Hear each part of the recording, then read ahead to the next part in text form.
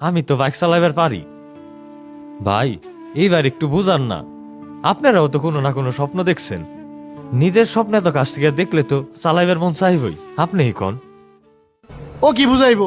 তুই তো ওরা ইমোশনাল ব্ল্যাকমেল করতেছা। তুই তো একটা চিজ রে, তোর চাবি দেওয়া হইব না। তুই তোর টাকা পয়সা পাইছা, তুই যা। রায়হান তুই থাম তো। এই নাও চাবি, যাও চালায় আসো।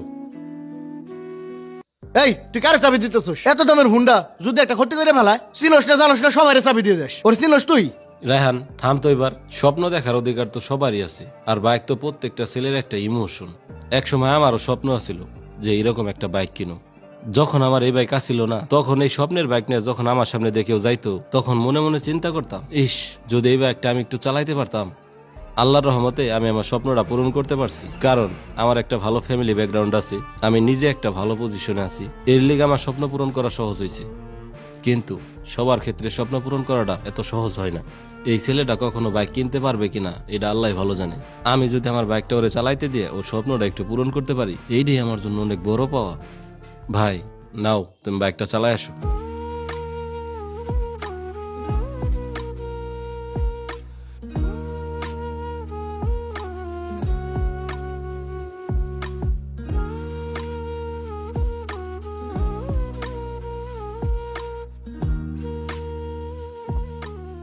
কত রাত এই বাইকের ভিডিও দেখে ঘুমাইছি, কতদিন রাস্তার পাশে দাঁড়ায় শুধু দেখছি। আজ স্বপ্নটা এত কাছে, কিন্তু এখন আমার না। ভাই এই যে আপনার চাবি। কি হইলো তোমার? তুমি বাইকটা চালাইলে না কেন? না ভাই, আমি চালামো না।